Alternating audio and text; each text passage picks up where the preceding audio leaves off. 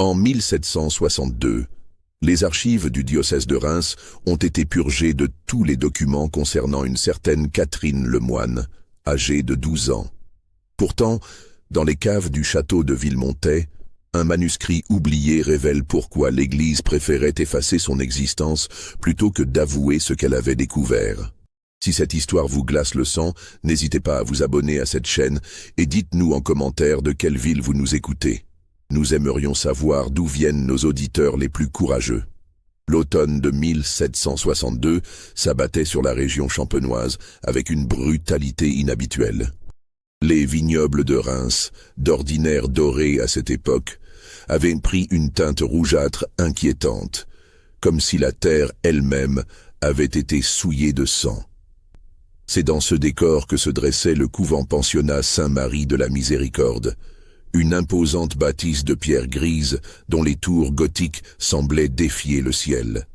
L'établissement, fondé en 1683 par les Sœurs de la Charité de Saint-Vincent de Paul, jouissait d'une réputation irréprochable parmi la noblesse française. Les filles de familles influentes y étaient envoyées pour recevoir une éducation pieuse et raffinée, loin des tentations du monde. Mais derrière les murs épais et les vitraux colorés, Saint-Marie cachait une réalité bien plus sombre. Mère Marguerite de Sainte-Croix dirigeait l'institution d'une main de fer depuis 23 ans. Cette femme de 58 ans, au visage anguleux et aux yeux d'un bleu perçant, avait transformé le pensionnat en un laboratoire d'expérimentation pédagogique. Elle prétendait avoir développé des méthodes révolutionnaires pour corriger les déviances de l'esprit féminin et purifier les âmes souillées par l'orgueil intellectuel. Les corridors de Saint-Marie résonnaient du bruit étouffé des pas sur la pierre froide, ponctué par le tintement régulier des cloches qui rythmaient les journées. L'odeur d'encens se mêlait à celle plus âcre de la cire des chandelles et de l'humidité qui suintait des murs. Dans les dortoirs, aux hautes fenêtres grillagées, 68 pensionnaires âgés de 8 à 16 ans vivaient selon un règlement d'une sévérité monastique. Chaque matin, à 5 heures précises, la cloche de matine arrachait les fillettes à leur sommeil. Elles avaient 15 minutes pour faire leur toilette à l'eau glacée et revêtir leur uniforme. Une robe de laine brune, un tablier blanc et un bonnet qui dissimulait entièrement leurs cheveux. Le silence était de rigueur, excepté pendant les heures d'enseignement et les récréations autorisées. L'enseignement dispensé à Saint-Marie mêlait les matières traditionnelles, latin, français, arithmétique, histoire sainte, à des disciplines plus inattendues. Mère Marguerite avait introduit ce qu'elle appelait les exercices de discipline mentale. Des séances où les élèves devaient réciter des prières en subissant diverses épreuves physiques mineures, censées renforcer leur résistance spirituelle. Les familles qui confiaient leurs filles à Saint-Marie payaient des sommes considérables, convaincues que l'établissement pourrait redresser des caractères jugés trop indépendants ou trop curieux. Car en cette époque où les idées des Lumières commençaient à ébranler les certitudes, nombreux étaient les parents nobles qui craignaient de voir leurs filles contaminées par l'esprit de libre examen. Dans ce contexte austère et oppressant, l'arrivée de Catherine Lemoine allait bouleverser l'équilibre précaire de Saint-Marie et révéler des secrets que certains auraient préféré voir enterrés à jamais. Le 23 octobre 1762, par un matin particulièrement glacial, une berline noire aux armoiries effacées s'immobilisa devant le portail de Saint-Marie. L'attelage fumait dans l'air mordant, et les chevaux, visiblement épuisés, secouaient nerveusement la tête comme s'ils pressentaient un danger. De la voiture descendit d'abord un homme vêtu de noir, au visage dissimulé par un large chapeau.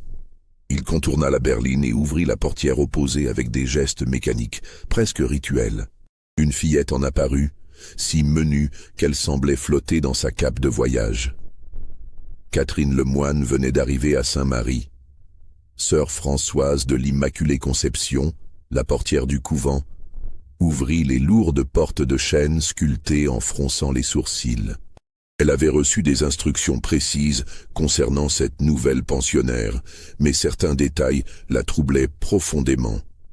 L'homme en noir lui tendit un pli cacheté sans prononcer un mot, inclina brièvement la tête et remonta dans la berline, qui s'éloigna aussitôt dans un nuage de poussière.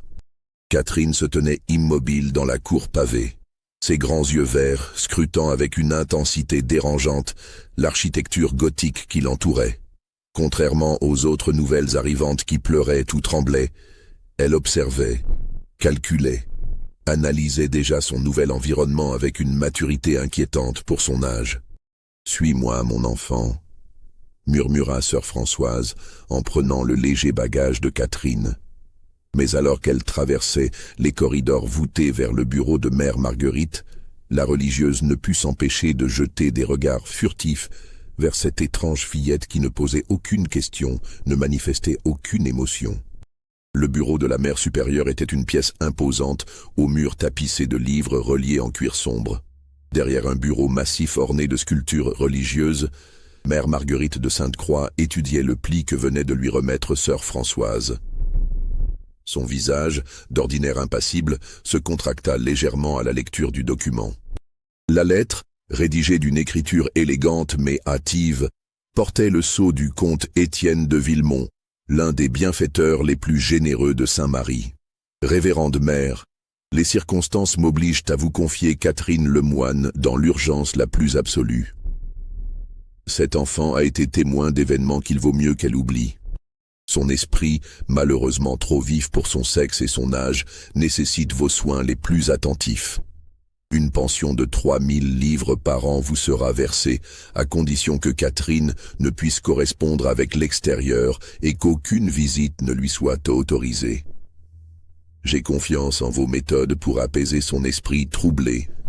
Mère Marguerite leva les yeux vers Catherine qui se tenait debout, les mains croisées devant elle, d'une immobilité parfaite. Cet enfant ne ressemblait en rien aux pensionnaires habituels. Ses traits fins, presque aristocratiques, contrastaient avec la simplicité de ses vêtements de voyage. Mais ce qui troublait le plus la mère supérieure, c'était l'intelligence qui brillait dans ce regard vert émeraude. « Catherine Lemoine », commença mère Marguerite de sa voix grave et mesurée. « Ton bienfaiteur m'informe que tu as besoin de notre aide pour surmonter certaines difficultés. Dis-moi, mon enfant, que sais-tu de ta situation ?» Catherine inclina légèrement la tête avant de répondre d'une voix claire et posée. « Ma mère est morte il y a 6 jours, révérende mère. Monsieur de Villemont m'a expliqué que je devais venir ici pour mon bien et celui de la famille. Je comprends que certaines vérités peuvent être dangereuses quand on a 12 ans. » Cette réponse glaça mère Marguerite. Il y avait dans les paroles de Catherine une lucidité troublante, comme si cette fillette comprenait parfaitement les enjeux qui l'entouraient. La plupart des enfants de cet âge auraient pleuré, protesté ou posé 1000 questions. Catherine semblait accepter son sort avec une résignation qui n'était pas de son âge. « Très bien, » reprit mère Marguerite après un long silence. « Sœur Françoise va te conduire au dortoir Sainte-Agnès. Tu y partageras la cellule numéro 13 avec Marie-Jeanne de Courtoisie. Demain commencera ton éducation selon les règles de Saint-Marie. » Mais avant que Catherine ne sorte du bureau, mère Marguerite ajouta d'un ton plus dur, « Une chose encore, mon enfant. Ici nous apprenons l'humilité et l'obéissance. L'intelligence n'est une vertu que si elle se met au service de Dieu et de l'autorité légitime. J'espère que tu comprendras vite cette leçon. » Catherine se tourna vers elle, et pour la première fois, un sourire presque imperceptible effleura ses lèvres. « J'ai beaucoup à apprendre, révérende mère, et j'apprends toujours très vite. » Ces mots, prononcés avec une politesse parfaite, résonnèrent dans le bureau longtemps après que Catherine eut quitté la pièce. Mère Marguerite demeura immobile, fixant la porte close, avec la désagréable impression que cette fillette de 12 ans venait de lui lancer un défi. Les premières semaines de Catherine à Saint-Marie furent marquées par une adaptation déconcertante. Contrairement aux autres nouvelles arrivantes qui pleuraient leur famille et se rebellaient contre le règlement strict, elle semblait se fondre naturellement dans la routine du pensionnat. Trop naturellement, au goût de certaines religieuses. Sœur Berthe de la Nativité, qui enseignait le latin et supervisait les études, fut la première à remarquer l'extraordinaire facilité avec laquelle Catherine assimilait les leçons les plus complexes. En 3 semaines, elle avait rattrapé le niveau des élèves les plus âgés et commençait déjà à poser des questions qui embarrassaient profondément ses professeurs. « Révérende mère », confia sœur Berthe lors d'une réunion du conseil conventuel, « cet enfant pose des questions sur la traduction de certains passages de Saint Jérôme qui remettent en cause des interprétations que nous enseignons depuis des décennies. Hier, elle m'a fait remarquer que le terme latin utilisé dans un verset des Épîtres pourrait avoir une signification différente de celle admise par l'Église. » Mère Marguerite fronça les sourcils. Quelle est la nature exacte de ces questions? Elle s'intéresse aux manuscrits originaux, aux variations entre les copies, aux raisons pour lesquelles certaines traductions ont été préférées à d'autres. C'est le genre de questionnement que l'on trouve habituellement chez des théologiens confirmés, pas chez une fillette de 12 ans. Cette conversation eut lieu dans la sacristie de la chapelle conventuelle, éclairée par la lueur vacillante des cierges. L'atmosphère feutrée du lieu saint contrastait avec l'inquiétude qui grandissait dans le cœur des religieuses. Catherine Lemoine ne se contentait pas d'apprendre, elle analysait, questionnait, défiait subtilement l'autorité intellectuelle de ses maîtresses. Sœur Marguerite de la Charité, qui enseignait l'histoire sainte, apporta son propre témoignage. Elle connaît des détails sur l'histoire de l'Église que même moi j'ignore parfois. Quand je raconte la vie des saints, elle me corrige sur des points de chronologie ou de géographie avec une précision troublante. D'où une enfant de son âge peut-elle tenir de telles connaissances? Mais c'était sœur Angélique du Saint-Sacrement, responsable de l'instruction morale et religieuse, qui rapportait les incidents les plus préoccupants. Catherine avait commencé à poser des questions sur la cohérence de certains dogmes, sur l'évolution historique des pratiques religieuses, sur les raisons pour lesquelles certains textes avaient été écartés du canon biblique. Elle ne manifeste aucune révolte ouverte, expliquait sœur Angélique, mais ces questions sont si précises, si bien formulées, qu'elles ébranlent la foi des autres élèves. Hier, après qu'elle eut interrogé la logique de certains miracles, 3 pensionnaires sont venus me voir en privé pour exprimer leurs doutes. Le problème dépassait le cadre purement académique. Catherine influençait ses camarades de classe par sa seule présence. Sa compagne de cellule, Marie-Jeanne de Courtoisie, fille du marquis de Courtoisie, commençait elle aussi à poser des questions inhabituelles lors des cours de catéchisme. Ce qui troublait le plus mère Marguerite, c'est que Catherine ne semblait jamais chercher la confrontation directe. Elle posait ses questions avec une politesse parfaite, une humilité apparente qui rendait toute sanction difficile à justifier. Comment punir une élève studieuse, obéissante, qui ne faisait que manifester une soif de connaissance? Pourtant, l'instinct de la mère supérieure lui soufflait qu'il y avait quelque chose de dangereux chez cette fillette. Ses lectures dépassaient largement le programme autorisé. Plusieurs fois, des sœurs l'avaient surprise dans la bibliothèque conventuelle, consultant des ouvrages théologiques normalement réservés aux religieuses confirmées. Un incident particulier acheva de convaincre mère Marguerite que Catherine représentait une menace pour l'ordre de Saint-Marie. Lors d'une leçon sur l'Inquisition, sœur Angélique avait expliqué aux pensionnaires comment l'Église avait protégé la foi en luttant contre les hérésies. Catherine avait levé la main et demandé, avec son sérieux habituel, « Ma sœur, si l'Église possède la vérité absolue, pourquoi a-t-elle eu besoin de torturer ceux qui pensaient différemment? Ne pourrait-on pas considérer que la vérité devrait convaincre par sa propre évidence ?» Cette question, posée devant 30 élèves médusés, avait créé un silence glacial dans la salle de classe. Sœur Angélique avait balbutié une réponse sur les mystères de la Providence, mais le mal était fait. Catherine avait semé le doute dans des esprits jusqu'alors dociles. Ce soir-là, mère Marguerite prit une décision qui allait changer le destin de Catherine Lemoine. Elle écrivit une longue lettre au comte de Villemont, l'informant que l'état de sa protégée nécessitait des mesures exceptionnelles et demandant l'autorisation d'appliquer les méthodes spéciales de Saint-Marie. La réponse arriva par retour de courrier, accompagnée d'une somme supplémentaire de 1000 livres. Faites ce qui est nécessaire pour que cet enfant apprenne la soumission. Vous avez carte blanche.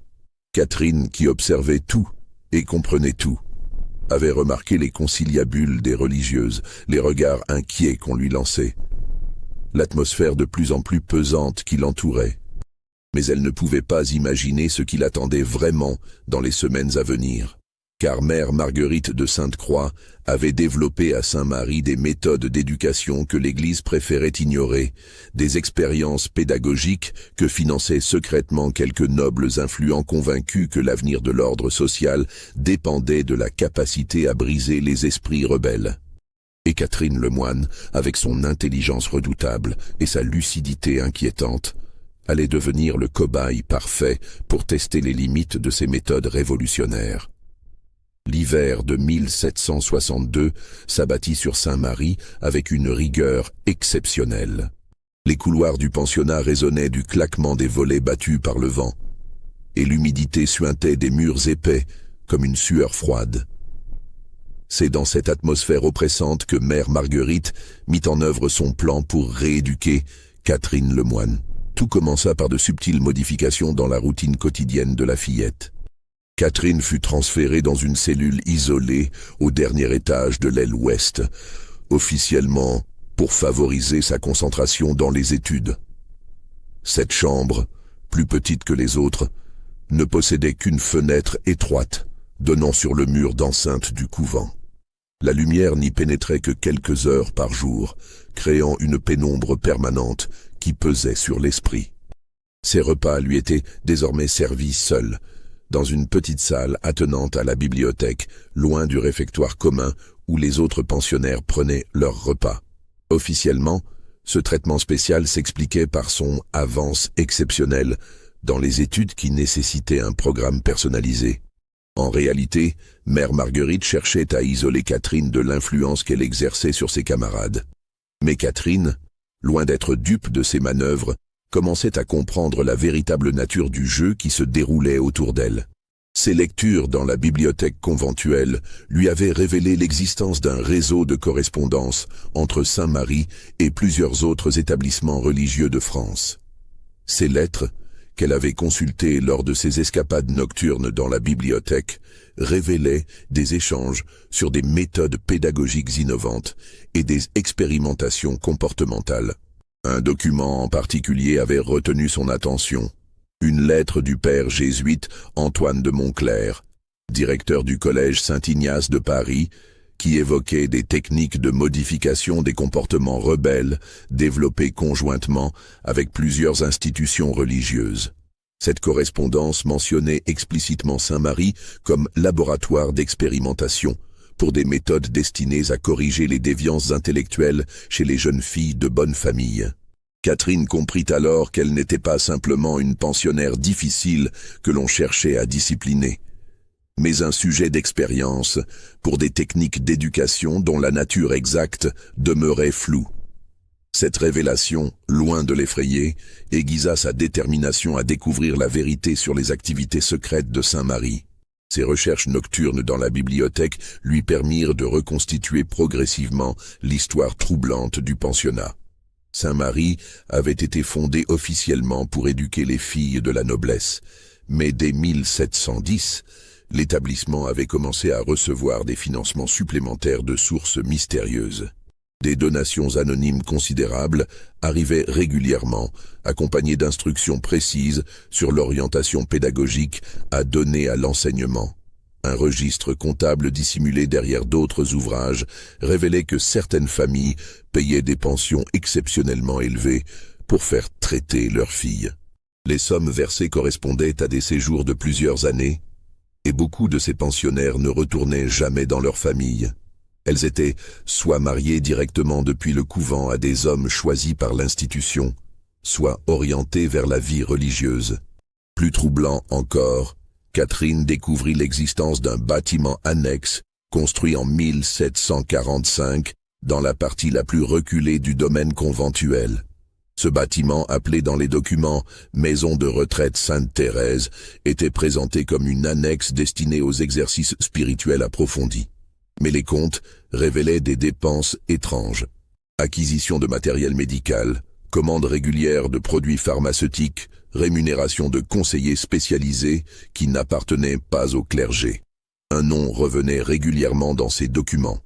Celui du docteur Augustin Prevost, médecin parisien qui visitait régulièrement Saint-Marie et qui était rémunéré pour des consultations pédagogiques spécialisées.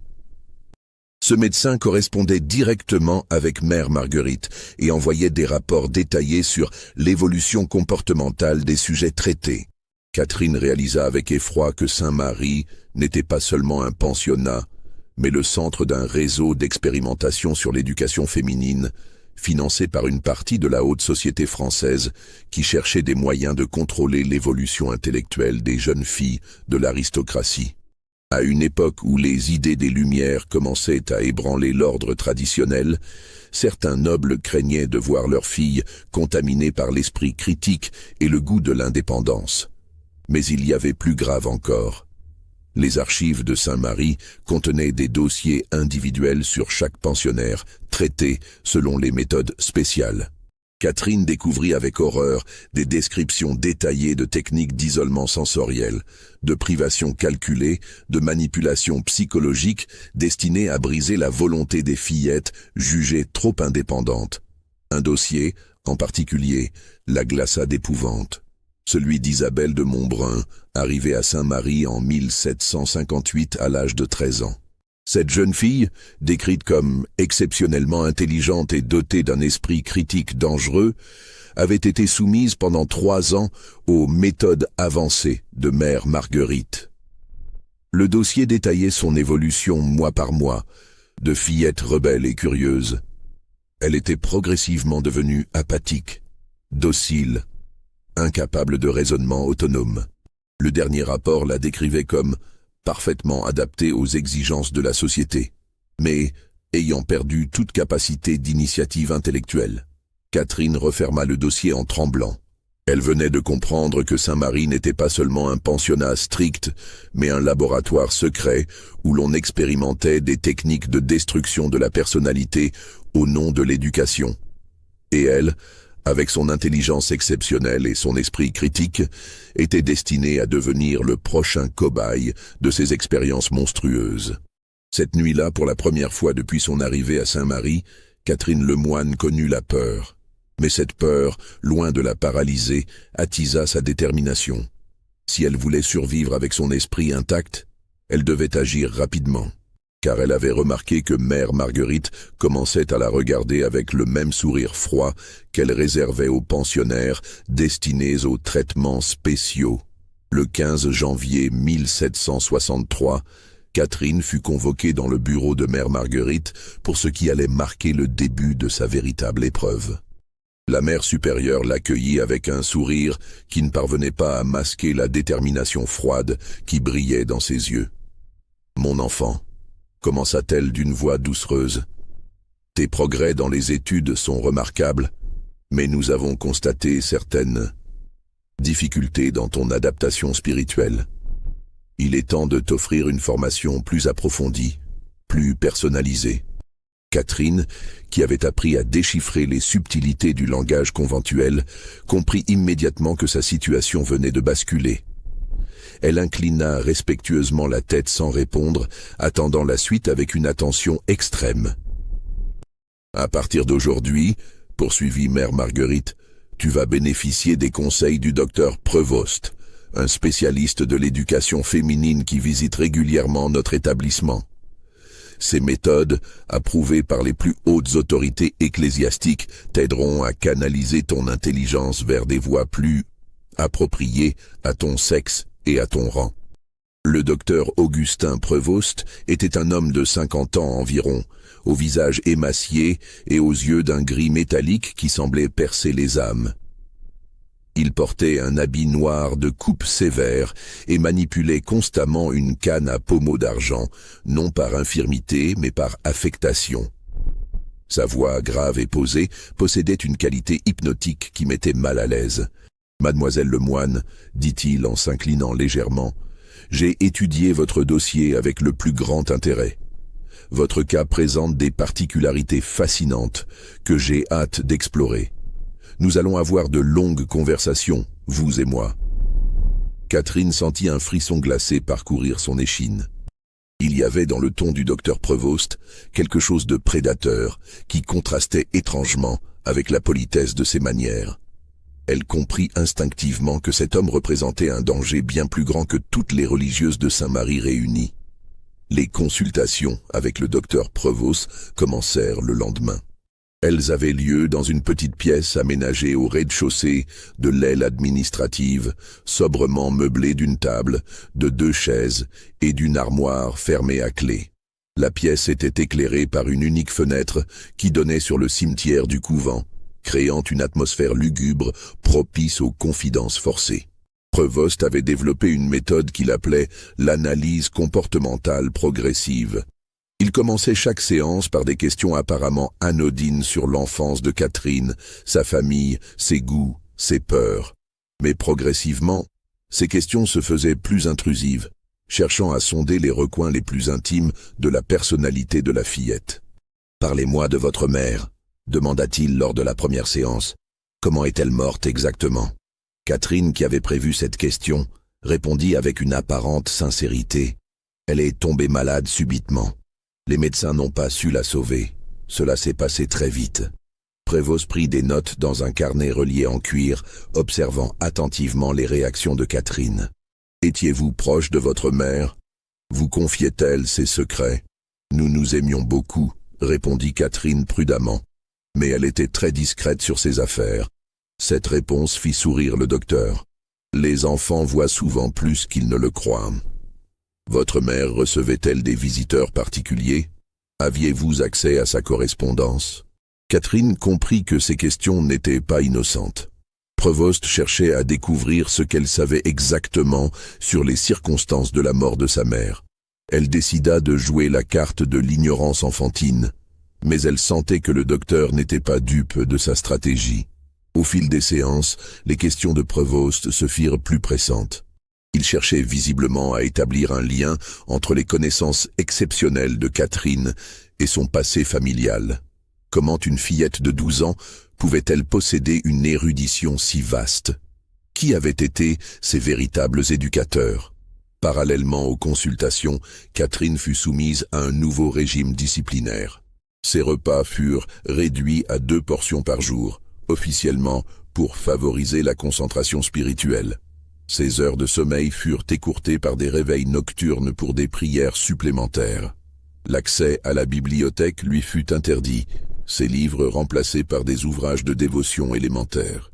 Ces privations apparemment mineures étaient en réalité calculées avec une précision diabolique. Prevost appliquait des techniques qu'il avait étudiées chez les jésuites et qu'il avait perfectionnées grâce à ses observations sur d'autres pensionnaires. L'objectif était de fragiliser progressivement la résistance psychologique de Catherine pour la rendre plus malléable. Mais Catherine, forte de sa découverte sur les véritables activités de Saint-Marie, résistait avec une détermination farouche. Elle avait compris que sa survie intellectuelle dépendait de sa capacité à jouer un double jeu, paraître céder aux pressions tout en préservant secrètement son esprit critique. Elle développa une stratégie subtile pour tromper Prevost. Lors des consultations, elle commença à manifester une fatigue calculée, des signes apparents de soumission progressive. Elle répondait aux questions avec moins d'assurance, feignait des moments de confusion, laissait échapper de faux aveux sur des détails insignifiants pour satisfaire la curiosité du docteur. Cette comédie demandait une maîtrise de soi extraordinaire pour une fillette de 12 ans. Chaque geste, chaque intonation, chaque silence devait être pesé pour donner l'illusion d'un esprit qui s'affaiblissait progressivement sous la pression du traitement. Mais Prevost n'était pas homme à se laisser duper facilement. Plus Catherine semblait céder, plus il intensifiait ses efforts pour percer ses véritables pensées. Il introduisit de nouveaux éléments dans ses consultations, des tests de logique destinés à évaluer ses capacités de raisonnement, des exercices de mémorisation pour mesurer sa résistance mentale, des questions pièges pour détecter d'éventuelles dissimulations. Un incident particulier révéla à Catherine à quel point sa situation était devenue précaire.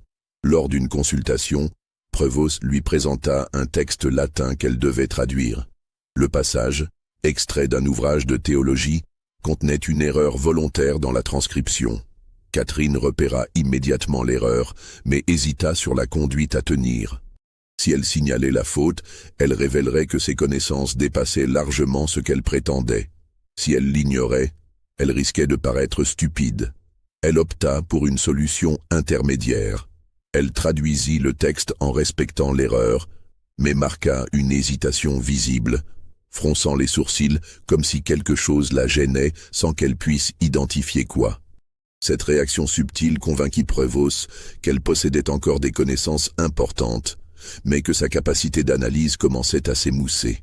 Cependant, le docteur décida d'intensifier ses méthodes. Il proposa à Mère Marguerite de faire séjourner Catherine dans la maison de retraite Sainte-Thérèse pour des exercices spirituels approfondis. Cette proposition glaça la mère supérieure elle-même, car elle savait que peu de pensionnaires revenaient inchangés de cet établissement annexe. « Êtes-vous certain que c'est nécessaire, docteur ?» demanda-t-elle avec une inquiétude mal dissimulée. Cet enfant semble déjà montrer des signes d'amélioration. Prévost balaya ses objections d'un geste sec. « Mère Marguerite, nous ne pouvons nous contenter d'une soumission superficielle. Cette fillette cache encore des secrets, et son intelligence naturelle pourrait ressurgir dès que la pression se relâchera. Il faut aller au bout du processus de rééducation. » Cette conversation que Catherine surprit en écoutant à la porte du bureau de Mère Marguerite lui confirma ses pires craintes. Elle disposait de très peu de temps avant d'être transférée dans l'annexe mystérieuse dont elle avait lu les contes terrifiants dans les archives. Cette nuit-là, Catherine prit une décision désespérée. Elle ne pouvait plus se contenter de résister passivement aux méthodes de Prévost. Il lui fallait passer à l'offensive et découvrir des informations qu'elle pourrait utiliser pour renverser la situation. Car elle avait remarqué que certains documents de la correspondance secrète de Saint-Marie mentionnaient des noms de personnalités influentes qui seraient gravement compromises si leur lien avec les expérimentations pédagogiques était révélé. Le lendemain, lors de sa consultation quotidienne, Catherine décida de tenter un coup de bluff qui pourrait soit la sauver, soit précipiter sa perte. Quand Prévost lui demanda, comme à son habitude, si elle se souvenait de conversations particulières entre sa mère et ses visiteurs, elle répondit d'une voix faussement innocente. Il y avait un monsieur qui venait parfois. Ma mère l'appelait docteur, comme vous. Il parlait souvent d'éducation, de méthodes pour corriger les enfants difficiles.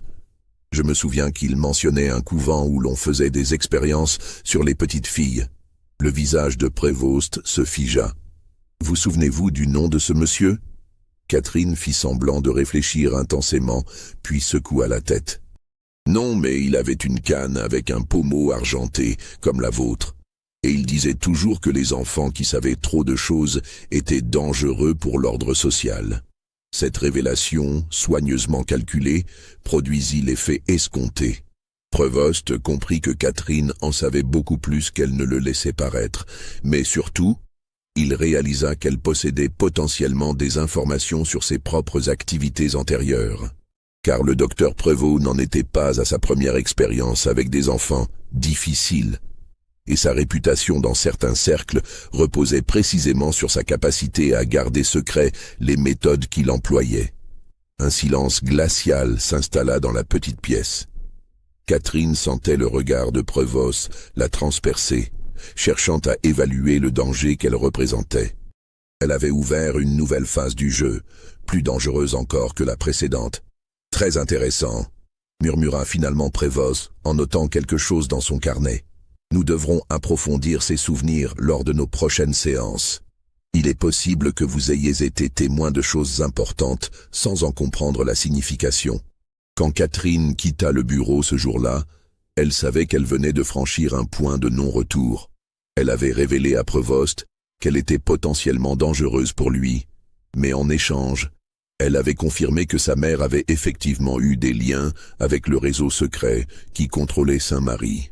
Cette découverte ouvrait de nouvelles perspectives, mais elle savait aussi que Prévost allait désormais tout faire pour éliminer la menace qu'elle représentait.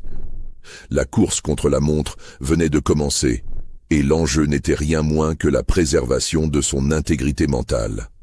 Si ces révélations vous donnent des frissons, n'hésitez pas à liker cette vidéo et dites-nous en commentaire ce que vous pensez qu'il va arriver à Catherine. Nous sommes curieux de connaître vos théories. Le 28 février 1763, par une nuit de tempête particulièrement violente, Catherine mit en œuvre le plan qu'elle élaborait depuis des semaines. Elle avait compris que sa seule chance de survie résidait dans sa capacité à retourner contre Prévost les armes qu'il utilisait contre elle, l'information et la manipulation.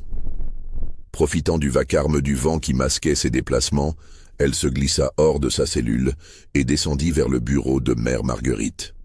Ses explorations nocturnes précédentes lui avaient révélé que la mère supérieure conservait dans un tiroir secret de son bureau les lettres les plus compromettantes de sa correspondance avec les bienfaiteurs de Saint-Marie. Le bureau plongé dans l'obscurité semblait plus imposant encore que d'habitude. Catherine alluma une chandelle avec des gestes précis et s'approcha du massif bureau de chêne. Le tiroir secret, dissimulé derrière un panneau mobile, céda sous ses doigts agiles. À l'intérieur, elle découvrit une liasse de documents qui confirmèrent ses pires soupçons. La correspondance révélait l'existence d'un véritable complot impliquant plusieurs personnalités de la haute société française. Le comte de Villemont, qu'il avait placé à Saint-Marie, n'était qu'un intermédiaire au service d'un groupe plus vaste.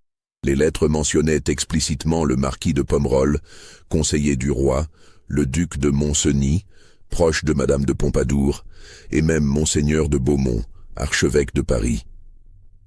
Ces hommes influents finançaient les expérimentations de Saint-Marie dans un but précis: développer des méthodes pour contrôler l'évolution intellectuelle des filles de l'aristocratie. À une époque où les idées des philosophes commençaient à remettre en question l'ordre traditionnel, ils cherchaient des moyens de préserver leur emprise sur la société en s'assurant que les futures mères de la noblesse demeurent soumises et incapables d'esprit critique. Une lettre du duc de Montcenis était particulièrement révélatrice. Les idées de Voltaire et de ses semblables contaminent déjà nos salons. Il faut absolument éviter que nos filles développent ce goût pernicieux pour le raisonnement indépendant. Les méthodes du docteur Prevost représentent notre seule chance de préserver l'autorité légitime contre la marée de l'insubordination intellectuelle. Mais ce qui glaça Catherine, c'est la découverte de sa propre histoire dans cette correspondance. Sa mère, Éléonore Lemoine, n'était pas morte de maladie comme on le lui avait dit. Elle avait été empoisonnée sur ordre du comte de Villemont parce qu'elle menaçait de révéler l'existence du réseau. Éléonore Lemoine était en réalité une ancienne pensionnaire de Saint-Marie qui avait échappé au traitement de Prevost et conservé son esprit critique. Devenue adulte, elle avait commencé à enquêter sur le sort des autres fillettes passées par l'établissement. Une lettre de la main même de sa mère, découverte dans les papiers secrets, révélait à Catherine l'horrible vérité. « Mon cher comte, je ne peux plus fermer les yeux sur ce qui se passe à Saint-Marie. J'ai retrouvé 3 anciennes camarades dont l'esprit a été brisé par vos méthodes. Elles vivent aujourd'hui comme des automates, incapables de la moindre pensée personnelle. Si vous ne cessez pas immédiatement ces expérimentations, je révélerai tout au Parlement de Paris. » Cette lettre était datée du 15 octobre 1762, soit 3 jours avant la mort officielle d'Éléonore Lemoine. Sa fille comprenait enfin pourquoi elle avait été amenée à Saint-Marie. Non pas pour son bien, mais pour subir le même sort que sa mère avait voulu épargner aux autres fillettes. Catherine copia rapidement les passages les plus compromettants des lettres, cachant les copies dans la reliure d'un missel qu'elle avait préparé à cet effet. Puis elle remit tout en place et regagna sa cellule, le cœur battant de rage et de détermination. Le lendemain matin, lors de sa consultation avec Prévost, Catherine adopta une stratégie radicalement différente. Au lieu de feindre la soumission, elle affronta directement son bourreau. « Docteur, dit-elle d'une voix claire et ferme, j'ai retrouvé la mémoire de ce dont parlaient ma mère et votre collègue. Ils évoquaient des expériences sur des fillettes, des méthodes pour détruire leur capacité de raisonnement. Ils mentionnaient aussi des noms de personnes très importantes qui seraient gravement compromises si ces activités étaient révélées. » Le visage de Prévost devint livide. « Que voulez-vous dire exactement, mon enfant ?» Catherine sourit avec une maturité troublante. Je veux dire que je sais exactement ce que vous faites ici, docteur. Je connais les noms de vos commanditaires et je possède des preuves de vos méthodes. Ma mère m'a appris qu'il fallait toujours avoir une assurance contre les gens dangereux. Cette révélation provoqua chez Prevost une réaction qu'il ne put dissimuler. Pour la première fois depuis le début des consultations, c'était lui qui semblait déstabilisé.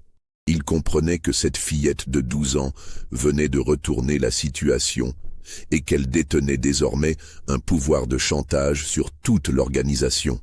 « Vous mentez », articula-t-il difficilement. « Vous n'êtes qu'une enfant perturbée qui invente des histoires. »« Vraiment, docteur ?» répliqua Catherine en sortant de sa poche un fragment de lettre qu'elle avait conservé. « Reconnaissez-vous cette écriture ? C'est celle du marquis de Pomerol, qui vous félicite pour vos innovations pédagogiques remarquables et vous promet une récompense supplémentaire si vous parvenez à neutraliser définitivement l'esprit critique de la fille Lemoine. » Prevost bondit de sa chaise, tentant de saisir le papier, mais Catherine l'avait déjà fait disparaître. « Cette lettre n'est qu'une copie, docteur. Les originaux sont en sécurité, ainsi que toutes les autres preuves que j'ai rassemblées. Si quelque chose m'arrive, si je suis transféré dans votre maison de retraite, si mon comportement change de manière suspecte, tout sera rendu public. » Le silence qui suivit cette déclaration était chargé d'une tension presque palpable. Prevost réalisait qu'il avait sous-estimé son adversaire et qu'il se trouvait désormais dans une position extrêmement délicate. Cette fillette qu'il pensait pouvoir briser comme les autres s'était révélée plus redoutable que tous les adultes qu'il avait manipulés. « Que voulez-vous » demanda-t-il finalement d'une voix blanche. Catherine le regarda droit dans les yeux avec une détermination implacable. « Je veux que vous cessiez vos expérimentations sur les pensionnaires de Saint-Marie. Je veux que vous rendiez compte du sort des fillettes qui ont déjà subi vos traitements. Et je veux des garanties que plus jamais une enfant ne subira ce que vous lui avez fait endurer. » Prevost éclata d'un rire nerveux. « Vous êtes folle. Vous ne comprenez pas les enjeux qui dépassent votre petite personne. Ces méthodes sont approuvées par les plus hautes autorités. Vous ne pouvez rien contre un système si puissant. »« Peut-être, » admit Catherine, « mais je peux révéler au monde entier comment ce système fonctionne. Et je doute que l'opinion publique, même celle de l'aristocratie, approuve qu'on torture des fillettes au nom de l'éducation. » Cette menace porta. Prévost savait que Catherine avait raison. Même dans une époque où l'autorité parentale était absolue, les révélations sur les véritables méthodes de Saint-Marie provoqueraient un scandale énorme. L'Église, soucieuse de préserver sa réputation, désavouerait immédiatement les expérimentations. Les nobles impliqués nieraient toute participation et feraient de Prévost un bouc émissaire. Mais le docteur n'était pas homme à capituler facilement. « Très bien, » dit-il après un long silence. « Supposons que vous ayez raison sur toute la ligne. Que proposez-vous exactement ?» Catherine avait prévu cette question. « Vous allez écrire un rapport médical attestant que mon état mental ne nécessite plus de traitement spécial. Vous allez recommander mon retour dans le cursus normal du pensionnat. Et vous allez cesser progressivement vos activités à Saint-Marie en prétextant des raisons de santé.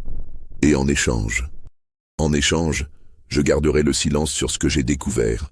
Mais si je constate que d'autres fillettes subissent vos traitements, si j'apprends que vos expérimentations continuent ailleurs, tout sera révélé. » Prévost médita cette proposition avec l'attention d'un joueur d'échecs évaluant une position critique. Il réalisait qu'il n'avait guère le choix. Cette fillette de 12 ans l'avait mis échec et mat avec une maîtrise qui forçait son admiration malgré lui.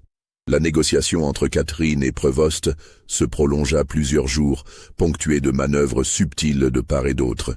Le docteur tenta d'abord de minimiser ses activités, prétendant qu'il ne faisait qu'appliquer des méthodes pédagogiques approuvées.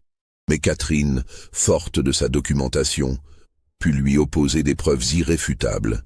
Elle révéla connaître le sort exact d'Isabelle de Montbrun, devenue incapable de raisonnement autonome après 3 ans de traitement. Elle évoqua le cas de Marie-Antoinette de Rochefoucauld, transférée dans un couvent de province après avoir perdu toute volonté propre. Elle cita les noms de 8 autres fillettes dont les familles avaient payé des fortunes pour les faire corriger et qui vivaient désormais comme des automates cultivés.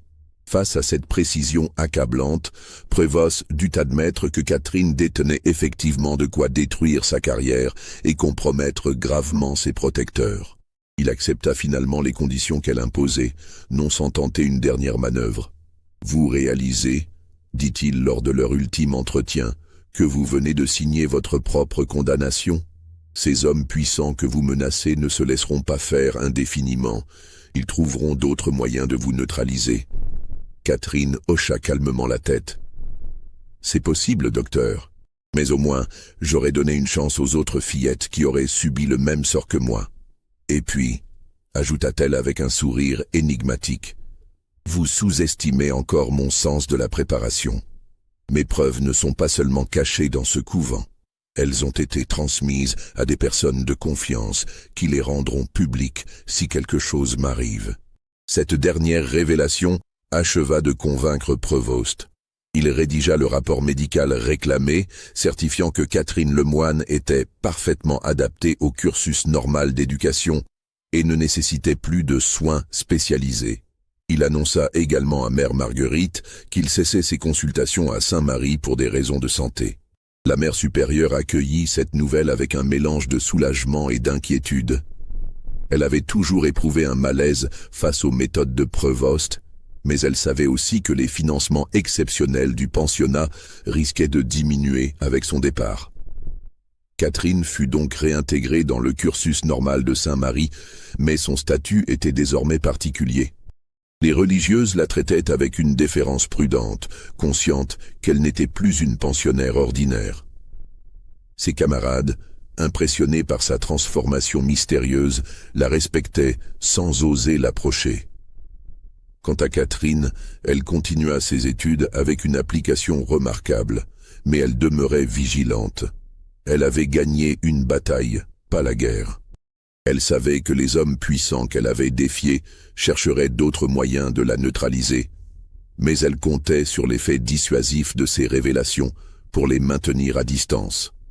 Les mois qui suivirent confirmèrent l'efficacité de sa stratégie. Aucune nouvelle pensionnaire ne fut soumise aux traitements spéciaux, et plusieurs fillettes qui avaient commencé à subir les méthodes de Prevost furent progressivement réintégrées dans le cursus normal. Le mystérieux bâtiment annexe fut officiellement transformé en infirmerie conventuelle. Cependant, Catherine apprit par des lettres interceptées que le réseau n'avait pas renoncé à ses projets. D'autres établissements dans d'autres régions continuaient les expérimentations avec de nouveaux spécialistes, mais désormais, ces activités étaient menées avec une discrétion extrême, car l'affaire de Saint-Marie avait montré les risques de l'exposition publique. En 1765, à l'âge de 15 ans, Catherine quitta Saint-Marie avec une éducation parfaite et une réputation de jeune fille accomplie. Officiellement, elle était devenue l'exemple même de la réussite pédagogique du pensionnat. En réalité, elle portait en elle des secrets qui auraient pu ébranler les fondements de la société d'Ancien Régime. Elle épousa en 1768 le baron Charles de Montbrison, un homme qu'elle avait choisi pour sa droiture et son indépendance d'esprit. Jamais elle ne lui révéla entièrement son passé à Saint-Marie, mais elle s'assura qu'aucune de ses filles ne fréquenterait jamais un établissement religieux d'éducation. Catherine vécut jusqu'en 1823, traversant la Révolution et l'Empire avec une prudence calculée. Elle ne révéla jamais publiquement ce qu'elle avait découvert à Saint-Marie, respectant ainsi sa part du pacte conclu avec Prevost. Mais elle utilisa discrètement ses connaissances pour protéger d'autres fillettes, orientant les familles vers des institutions plus sûres, décourageant certaines éducations trop strictes. À sa mort, ses papiers personnels furent découverts dans le grenier du château de Montbrison par son petit-fils. Parmi eux se trouvait un récit détaillé de son séjour à Saint-Marie, accompagné des copies des lettres compromettantes qu'elle avait conservées toute sa vie. Ce manuscrit, trop dangereux pour être rendu public à l'époque, fut dissimulé dans les archives familiales. C'est ce document, retrouvé par hasard en 1986 lors de travaux de restauration du château, qui a permis de reconstituer l'histoire de Catherine Lemoine et de révéler l'existence du réseau secret qui opérait dans certains établissements religieux du XVIIIe siècle. Les archives du diocèse de Reims, purgées en 1762 de toute trace de Catherine, confirment par leur silence même la véracité de cette histoire troublante. Car parfois, ce que l'histoire officielle cherche à effacer révèle des vérités plus troublantes que tout ce qu'elle consent à préserver. Aujourd'hui encore, quand on visite les ruines de Saint-Marie de la Miséricorde, transformées en exploitation agricole après la Révolution, on peut voir dans l'aile ouest les traces de la petite cellule où Catherine Lemoine a mené son combat solitaire contre un système qui voulait détruire son esprit.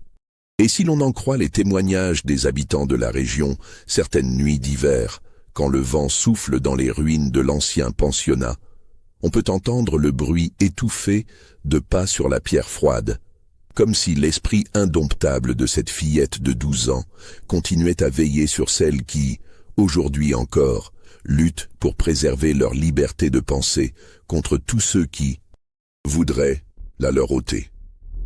Vous croyez que tout a vraiment été révélé dans cette histoire?